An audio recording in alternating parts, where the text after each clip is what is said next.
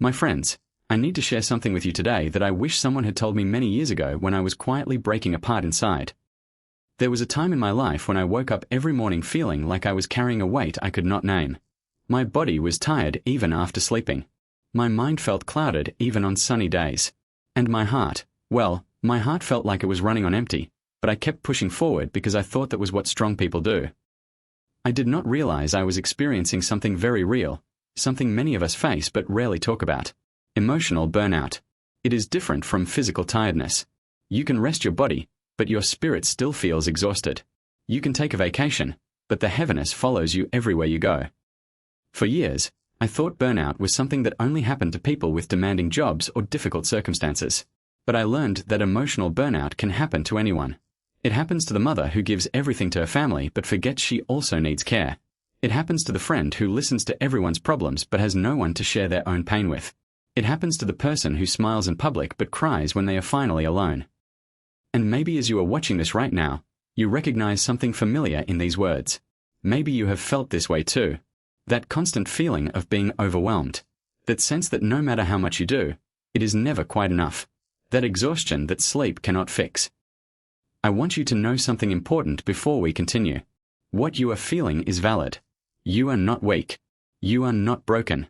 You are simply a human being who has been carrying too much for too long without the proper support, rest, and kindness you deserve. Today, I want to share with you 25 small changes I made that slowly brought me back from the edge of complete emotional exhaustion. These are not grand transformations. There were no dramatic moments where everything suddenly became perfect. But little by little, choice by choice, breath by breath, I found my way back to a life that felt sustainable, peaceful, and worth living again. You do not have to do all of these things. You do not have to do them perfectly. Take what resonates with your heart. Leave what does not fit your journey. This is your life, and you are allowed to heal in your own way, at your own pace. Let me begin. The first thing I changed was learning to recognize when I was running on empty. For the longest time, I ignored all the warning signs my body and mind were giving me. The headaches, the tension in my shoulders, the shortness of patience, the feeling of wanting to cry over small things. I thought these were normal parts of life. I thought everyone felt this way. But one day, I realized that my body had been trying to tell me something important for years, and I had been refusing to listen. Emotional burnout does not appear overnight. It builds slowly, like water filling a cup drop by drop until one day it overflows. I started paying attention to how I felt, not just physically, but emotionally. When did I feel most drained? What situations left me feeling empty? Which people or activities took more energy than they gave back? Once I became aware, I could finally start making different choices. The second thing I did was give myself permission to say I am not okay. In our world, we are taught to always be strong, always be positive, always keep going. But pretending to be fine when you are struggling does not make you strong. It makes you alone. I remember the first time I admitted out loud to someone I trusted, I am not doing well. I am really struggling right now. The relief I felt was incredible. It was like I had been holding my breath for years and finally allowed myself to breathe. You do not have to carry everything in silence. Admitting you are overwhelmed is not a sign of failure. It is a sign of honesty. And honesty is where healing begins. The third change that transformed my life was learning the difference between rest and escape. When I was burned out, I would try to make myself feel better by scrolling through my phone for hours, watching television until late at night, or filling my time with distractions that made me forget how I was feeling. But I noticed something. These activities did not make me feel rested. They just made time pass. Real rest is different from escape. Real rest restores you. It fills your energy instead of just numbing your pain. I began choosing activities that truly restored me. Sometimes that meant sitting in silence. Sometimes it meant going for a gentle walk. Sometimes it meant talking to someone who understood. Real rest requires intention. The fourth thing I started doing was protecting my morning routine. I used to wake up and immediately check messages, read the news, respond to demands, and let the world rush into my mind before I even had a chance to collect myself. Now, I protect the first hour of my day. I do not look at my phone right away. I do not allow other people's emergencies to become my first thought. Instead, I spend time doing something gentle, something that reminds me I am a person with needs, not just a person with responsibilities. Maybe I drink my coffee slowly. Maybe I write a few thoughts in a journal. Maybe I simply sit and notice how I feel. This small boundary changed everything because it reminded me every single morning that I matter too. The fifth thing I learned was to stop glorifying being busy. For many years, I wore my exhaustion like a badge of honor. I believed that being constantly busy meant I was important, needed, and valuable. But being busy does not always mean you are living meaningfully. Sometimes it just means you have not learned to say no. I realized that filling every moment of my life with activity was another way of avoiding the deeper questions I needed to ask myself. Who am I when I am not doing something for someone else? What do I actually want? What brings me joy? Slowness is not laziness. Pausing is not wasting time. Sometimes the most important thing you can do is absolutely nothing at all. The sixth thing I changed was learning to say no without guilt. This was one of the hardest lessons for me. I was raised to believe that being a good person meant always helping, always being available, always putting others first. But I discovered that saying yes to everything meant saying no to myself over and over again. Every time you say yes when you want to say no, you betray yourself a little bit. And those small betrayals add up. They create resentment, exhaustion, and a feeling that your life does not belong to you. I started practicing a simple phrase, I cannot do that right now. No long explanations. No elaborate excuses. Just a clear, kind boundary. The people who truly cared about me understood. The people who did not understand were often the ones who benefited most from my inability to say no. The seventh thing that saved me was reducing my exposure to negativity. I am not talking about ignoring real problems or pretending difficult things do not exist. I am talking about the constant stream of complaints, drama, outrage, and fear that we can absorb from news, social media, and even certain relationships. When you are already emotionally exhausted, you do not have extra energy to process everyone else's anger and anxiety.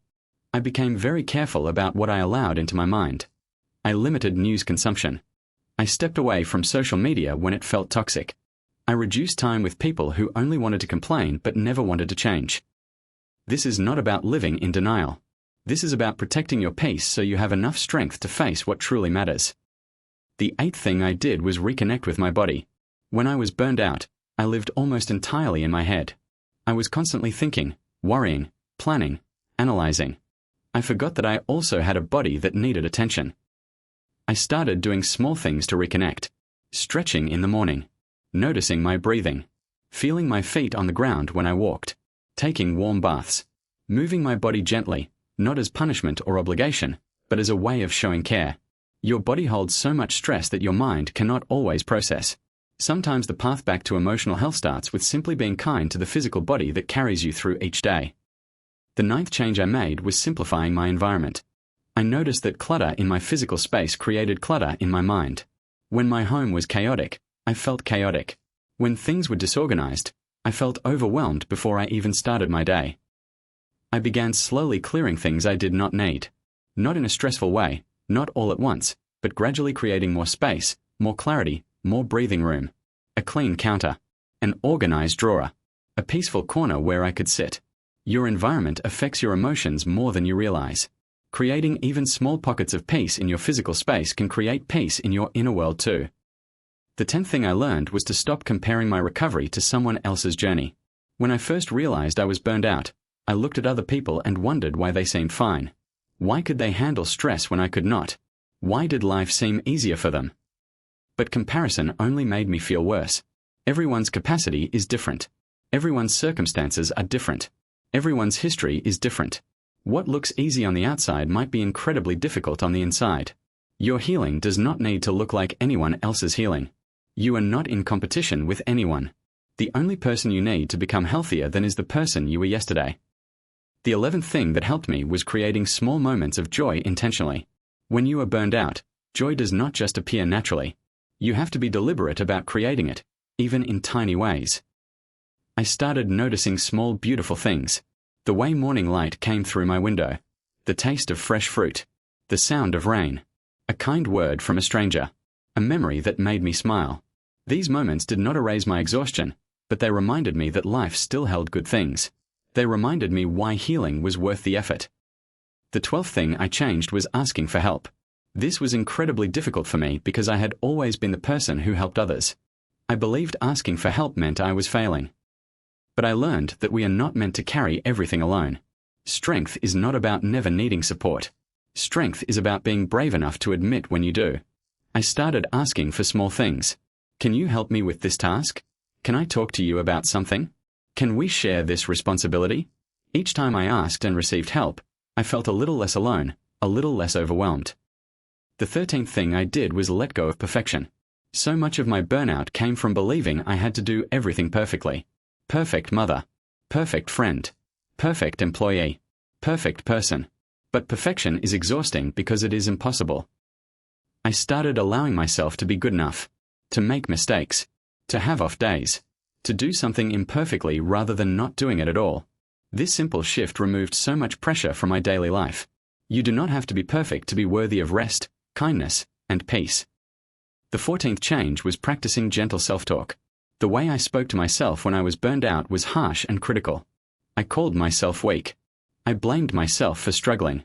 I told myself I should be stronger, better, more capable. But I realized that speaking to myself with cruelty only made everything harder. I started practicing gentleness in my inner dialogue. When I made a mistake, instead of attacking myself, I tried to respond the way I would to someone I loved. You are doing your best. This is hard, and it is okay to struggle. You are worthy of kindness, especially from yourself. Words have power, especially the words we say silently to ourselves every day. The 15th thing I learned was to honor my emotions instead of suppressing them. When I felt sad, I used to tell myself to snap out of it. When I felt angry, I pushed it down. When I felt overwhelmed, I tried to think positive and move on quickly. But emotions that are not acknowledged do not disappear. They accumulate. They create pressure inside you until eventually something breaks. I started allowing myself to feel what I was feeling without judgment. If I needed to cry, I cried. If I felt angry, I acknowledged it. If I was scared, I did not pretend to be brave. Emotions are information. They are telling you something important. Listen to them. The 16th thing that saved me was establishing a bedtime that protected my sleep. When I was burned out, I often stayed up late, partly because I was trying to finish tasks, but also because nighttime was the only time I felt I had for myself. But sacrificing sleep only made everything worse. I started honoring a bedtime. I created a calming routine before sleep. I turned off screens earlier. I made my bedroom a peaceful sanctuary. Sleep is not a luxury. Sleep is medicine. It is one of the most powerful tools for emotional and physical healing. The 17th change I made was limiting my consumption of other people's opinions. I used to ask for advice from everyone about everything. I read endless articles and watched countless videos trying to find the right answer. But too much input created confusion and overwhelm. I learned to trust my own inner wisdom more. I limited whose opinions I truly valued. I stopped searching for external validation for every decision I needed to make. You already know more than you think you do. Sometimes the noise of too many voices drowns out the quiet wisdom inside you. The 18th thing I did was spend more time in nature. There is something about being outside, even for just a few minutes, that helps restore emotional balance. Nature does not demand anything from you.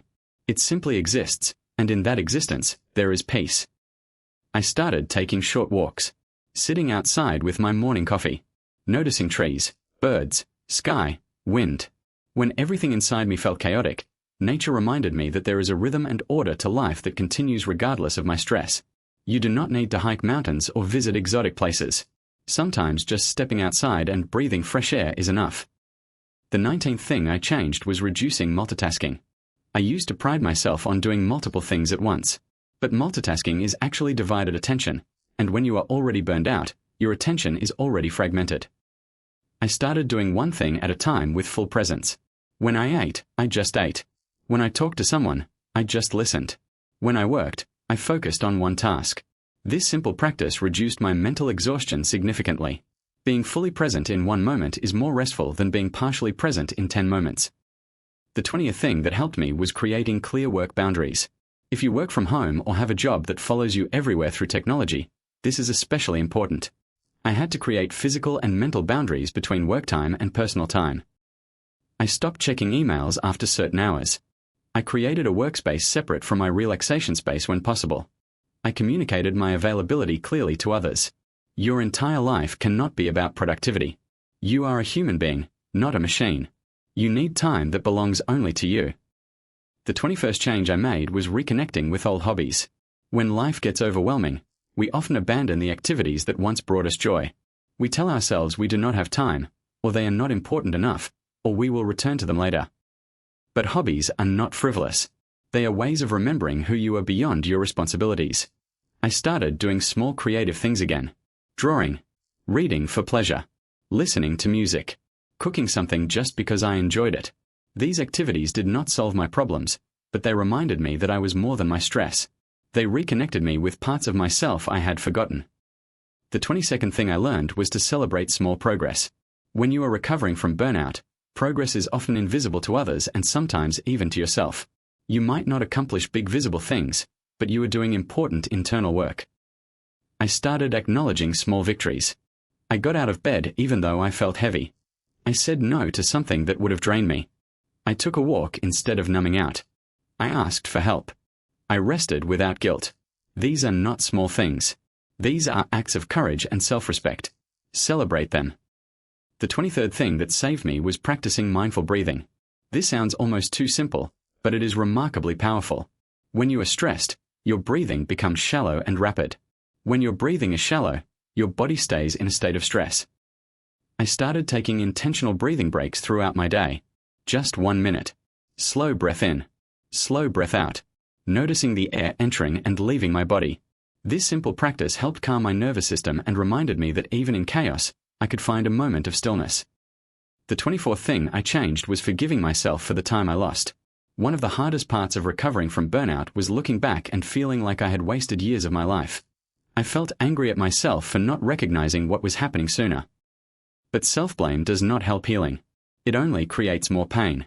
I had to forgive myself for not knowing what I had not yet learned. I had to accept that I did the best I could with the awareness I had at that time. The time was not wasted. It taught you something valuable. And now you know better, so you can choose better. And the 25th thing, the final lesson I want to share with you today, is this. I learned that healing is not linear, and that is okay.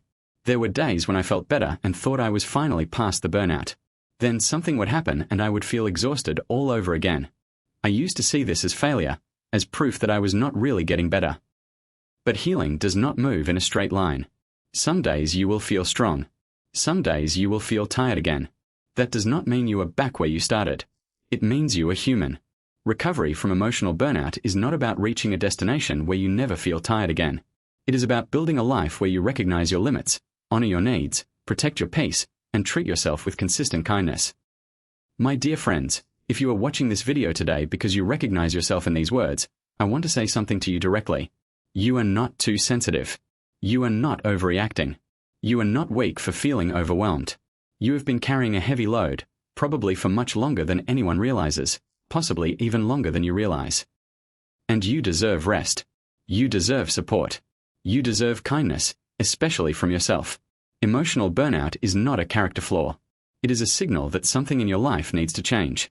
And the beautiful truth is this: you have the power to make those changes. Not all at once. Not perfectly. But one small choice at a time. Maybe today, you choose just one thing from this list. Just one tiny change. Perhaps you protect your morning for yourself. Perhaps you take 5 minutes to breathe intentionally. Perhaps you say no to something that depletes you. Perhaps you simply acknowledge that you are struggling and that it is okay not to be okay. That one choice might seem small, but small choices build on each other. One decision leads to another. One moment of self-kindness opens the door to more self-kindness. One boundary creates space for another. You do not have to transform your entire life this week. You just have to take one gentle step toward a version of your life that feels more sustainable, more peaceful, and more aligned with who you truly are. I will not tell you that recovery is easy or quick. I will not promise that implementing these changes will solve every problem you face. But I will tell you this: you are worth the effort it takes to heal. Your peace matters. Your well-being matters. You matter. And I want to remind you that the flame inside you, the one that feels so dim right now, has not gone out. It is still there. It has always been there. It is just waiting for the kindness, the rest, and the care it needs to burn bright again. That is why we are here together at Eternal Flame Wisdom. Because no matter how exhausted you feel, no matter how long you have been struggling, that inner flame can be rekindled. It begins with one small act of self-compassion. One moment of choosing yourself. One decision to honor your needs. Thank you so much for being here with me today. Thank you for trusting me with your time and your attention. Thank you for having the courage to acknowledge that you are struggling and the wisdom to seek support. I truly hope that something I shared today brings you even a small measure of comfort, clarity, or hope. You deserve all three. Please take care of yourself, my friend. Be patient with your healing. Be gentle with your heart. Protect your inner flame. And remember that you do not have to carry everything alone. There are people who understand. There are resources that can help. And there is a version of your life waiting for you where you feel rested, peaceful, and whole again. Keep going. Keep choosing yourself. Keep believing that better days are possible, because they are. I will be here sharing more wisdom with you soon. Until then, rest when you need to rest. Ask for help when you need help. And above all, remember that your worth is not measured by your productivity, your perfection, or your ability to meet everyone else's expectations. You are valuable simply because you exist, and that eternal flame within you deserves to be protected, nurtured, and honored. Thank you for watching. Take care of yourself. Goodbye, my friend.